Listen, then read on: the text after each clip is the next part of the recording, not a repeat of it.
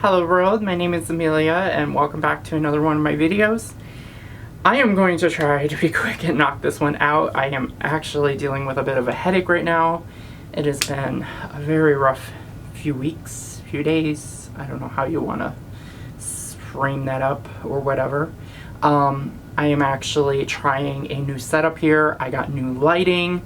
So hopefully this video actually looks really good as far as lighting goes. It's going to be a work in progress. Like, I don't even have my scene set up right, but hey, I was like, hey, this lighting looks good. So this is a good opportunity to see if I like this. But anyways, so something I have actually not had the opportunity to talk about on my channel very much about yet is the fact that I am actually enrolled in the spring semester of one of my local community colleges. It's, I don't have a precise career path in mind yet. I'm just getting my undergrad studies taken care of, which in this case I'm just doing a part-time because of work. I do work full-time, which is a very difficult thing to have to go think about going to college and things like that.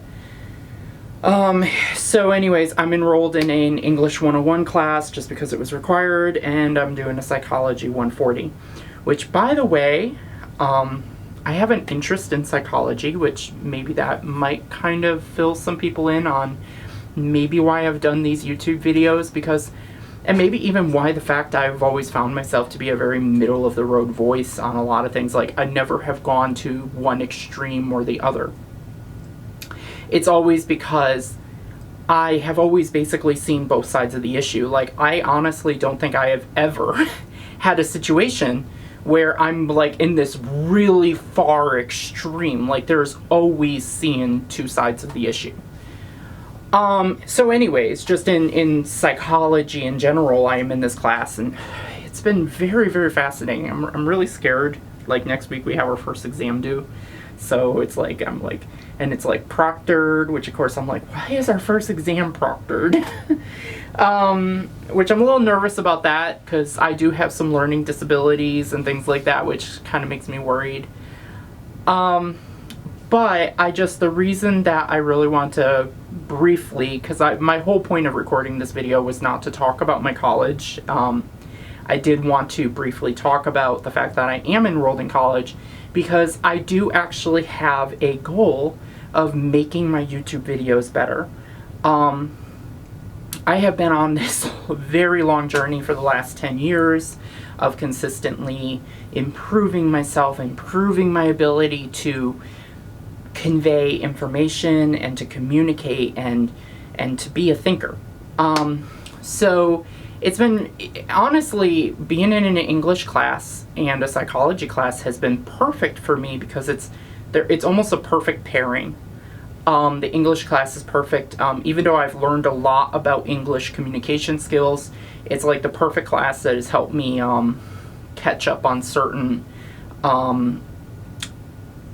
skills for analyzing information, being rhetorical or whatever else. I'm just pulling words out of the air, of course. That's just kind of how I think. And being able to frame them up in a way that could make sense. Because something I would like to do is maybe start doing a little more research for my videos instead of just winging it off the top of my head, which is literally something I'm doing right now for this video. So I want to be a little more, I want to put a little more research into my videos. I want to make them better. I want to make some more better. I don't want to be writing a big essay for my videos, but I at least want to have the knowledge to do research. And both my psychology and my English class have been kind of touching on the subject of how to properly do research and citations and stuff like that, which is important. And psychology in particular, I am finding very fascinating because it's really helping me understand behavior. Even though it's a very, very general psychology introduction, it's really helping with general behavior for me to understand why is it that certain people do things, what is, what is conditioned stimulus, conditioned responses, unconditioned. That I was literally just pulled that out of the air because that was what I was reading in my material today. So those are the kind of things that are going to help me with improving these videos, because I actually find it very fascinating to explore human psyche. And a matter of fact, I apply a lot of this stuff to the trans experience. I am a woman of trans experience, and I find a lot of things about myself. With that said, I wanted to just roll into what the actual point of this video is. And that has a lot to do with my opinion of trans children. So I'm not going to get too deep into this, especially because it's not something I had a lot of time to like really majorly study or anything like that. This is more of an informative video to just update people. So a while ago, I can't remember how long ago, there was a time, let me start with this. There was a time that I was an individual who was completely against transgender children. I mean, matter of fact, there was a time that I was completely against transgender individuals, period, and look at me today. So I definitely didn't believe that anybody, that you should wait, and there was definitely a level of no, nothing. You should like almost get nothing. Or at the very least, I was very much on the fence about it should be very per case, which per individual case, which honestly, I mean, is probably not untrue. I guess what I'm trying to say is I did make a video a while back, and I had actually taken it down off of YouTube because after going back and watching it again, I watched through the video, and something I thought to myself is the fact that I was like, I don't think I really agree with my conclusion anymore, or at least where I stood at the time, or I didn't feel like I really made the point I intended to make. It's a really tough subject. I know a lot of people, it's a very hard subject to make, and it's honestly, it's still a very hard one, and honestly, I haven't made a final say-all answer that is not in a saying, for what my opinion is, for what we should be doing. I still think we should definitely be taking a step back, and we should definitely be making a per individual case basis, because being that trans is seen as such a fad amongst so many young people, a case can be is that, you know, and it's kind of the harm of when you have so many gender identities, is that since you kind of populate this idea that you can be any identity you want to be, it kind of perpetuates this idea that, you know, you can just say you're something and then you're automatically trans. But we need to make a very strong distinction between, there's a distinction between someone who is born with gender dysphoria and at the age of 4, they definitely know something's wrong about their binary gender, versus somebody who at the age of 12 doesn't, or, well, let's just go with someone age of 6 or 8, doesn't feel like they fit in the binary spectrum, decide that they're non-binary, or in this case, some sort of third gender.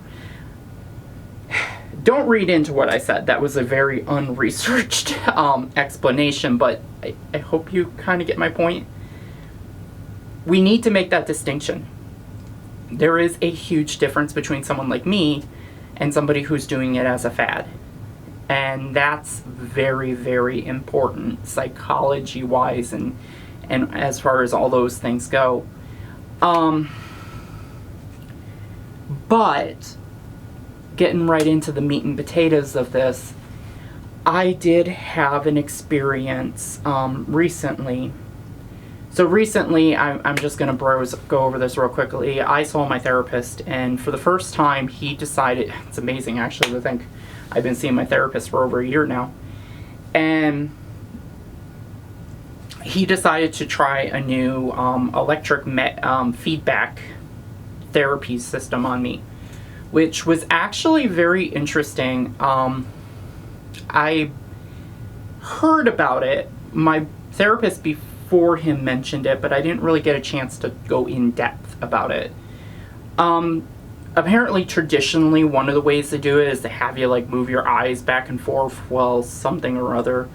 But the way that I actually, after trying it, was like really sold into the process is they use these vibrating dongle things that you put in your hands, and the therapist controls it on the other end, and he can control the speed and the rate it vibrates and things like that. And he had me think back to a very traumatic moment when I was 11 years old, and we talked about it for a minute, and then he started it, and it pulses back and forth between your hands, and then he tells you just wander, your brain wanders. Well, very quickly my brain did that, and after it happened, it was so funny because I didn't expect anything to happen. He stops it, and then I'm sitting there like complete emotional dead. I'm like, I didn't know what to think. I didn't know what I was feeling. It was so weird because I had no idea. I was just like, what is this I'm feeling? Why does it feel like this? Turns out eventually, you know, I mean, it turned into a huge, I got so pulled into that moment in my past. I found out that a lot of this moment, why it was hurtful, was because, I mean, really just to give a really brief overview of what this moment was to me. Because of my gender dysphoria at a younger age, I felt very much misunderstood as a child. As a child, I identified as a girl. I had a very strong female identity. I saw myself as a girl. In a sense, I almost saw myself as a girl living in a boy's body. When I became a teen and started hitting puberty, then it started becoming a nightmare.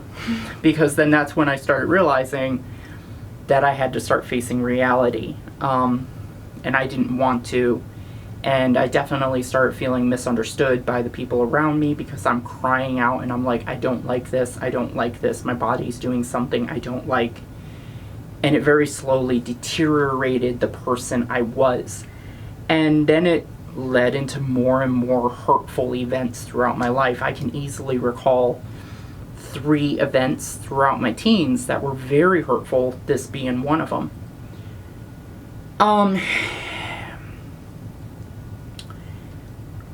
After we did it, it's funny how it's definitely a much less hurtful moment looking back at it. But what's even more fascinating is after I walked out of that session and I was in the car, because I said to my therapist as I was walking out, I just said to him, I said, you know, one thing I definitely have noticed from this session is that without a doubt, while I dealt with a traumatic teenhood that has affected who I am today and has very much predicted my actions and my decisions today, I said it is 100% true, without a benefit of the doubt, that I dealt with gender dysphoria as a child. The problem is that I did not get the help I needed when I was younger. It should have started when I was 8, if not 10, if not when I hit puberty. I should have been getting help from a gender therapist. The sad thing is because of the family I grew up in and things like that, and the fact it was the 90s, I would have never likely gotten the help. Even if my parents did take me to someone for help, it would have likely been the wrong help. Of course, my parents would probably disagree with that assessment, but that's my opinion. But let's fast forward to today. It did change my mind that if somebody was in my shoes, you take a kid that was identical to me, and you put him in today's standards, it did absolutely speak to me that he needs help. We can't just stand by and say, well, you're just going to have to wait until you're 18 years old before we do any type of intervention. No. I think it definitely needs to be the opposite of what I received. He would need to see a gender therapist, and if we have the proper tools and the ability to properly diagnose a gender dysphoria disorder, that can be treated, at the very least, we need to at least do something. At least, if it's not that, at least some level of understanding amongst the parents, the guardians of this child, so that they can try to explore changes in the child's family structure to help him cope with some things that might be hurtful. I didn't have anybody to go to, and I continued to stuff in and pack in my hurt. I had nowhere to let it go. I had no one to talk to. I had no therapist. I felt disconnected from my family. I was losing friends. I couldn't connect with my friends. And the people that I did have as friends, I was only connected with them because they had struggles of their own. I didn't feel comfortable talking to them about those problems. And they weren't necessarily the same kind of problems. So I think it's just important to distinguish that, at the very least, my opinions of trans children, wow, that was a idiom. A trans child is we at least need to make intervention. Not necessarily a full-on transition at the age of 12, but at least get involved to really search out what can we do to prevent further damage, further hurt. Because I don't want to see any of those kids grow up like I did, and of course now I got the hiccups on top of everything else. I don't want to see one of those kids grow up like myself and then be having to deal with, like, easily half the stuff that I have to deal with today is only post symptoms of, probably half of it has to come with just things that happened in my teens. I would have far less stuff to deal with today if all I had to deal with was childhood hurt. But I'm not dealing with just childhood hurt. I'm dealing with teenhood hurt and adulthood hurt and separation hurt. Losing the love of my life. That's very, very painful. That gets into beyond just the trans experience, but because it's mixed, my brain mixes it with the trans experience, so it makes it even extra hurtful because you still need somebody who understands the trans experience. You can't just get help through any normal therapist. Anyways, I've gone on long enough talking about this. I just wanted to give that brief that kind of update, because I did take that video down because I did really honestly did not feel... there is another video where I kind of touch on the child trans issue. It's the one about the trans affirmation is messed up, which I still very much believe in that. And in a way, if you want to take that with a grain of salt, it has a lot to do with what I'm saying about where we take it too far. Where maybe we do intervene on a child, but we take it way too far. It gets really weird. And especially what I said with people like John Money and stuff like that. That was just a really bad precursor to some really bad things. So anyways, this was a interesting video. I just thought this was this is actually, I think, one of my first videos for 2021 talking about a normal everyday topic. So I'm hoping this is kind of the last time I do this. Hopefully my next upcoming videos are a little more thought out. Of course, I'm still on vacation leave from work. Gonna be going back soon, which of course is gonna be very fascinating. Anyways, if anybody has any suggestions for some really cool ideas, things I should be doing, go ahead and hit me up, message me. I have actually had some people message me, which, hi, if you're watching, I very much enjoy talking to you. I think you're really cool. Which, by the way, look at how my healing is coming. I'm really happy with it so far. I actually got fitted for glasses today because I finally got tired of getting headaches from reading. And I finally go and get my eyes checked and found out I have a stigmatism in one of my eyes. And I was like, well, that explains it. Had a feeling that was going to be happening. Anyways, if you like this video, do not forget to like it down below. like the video, you like it down below. I mean, they're like practically the same thing. YouTube does put that like button there for a completely good reason. Also, do not forget to comment. I mean, that's also a really good way. Subscribe, follow me on my social media. They're all really great ways to keep connected. So anyways, I will see you guys in the next video. You have an amazing end of January, which because it's the end of January, and let's hope, I'm gonna just keep saying this every video, let's hope this whole entire COVID thing is over before we know it, right? So anyways, I will see you all next time. Bye now.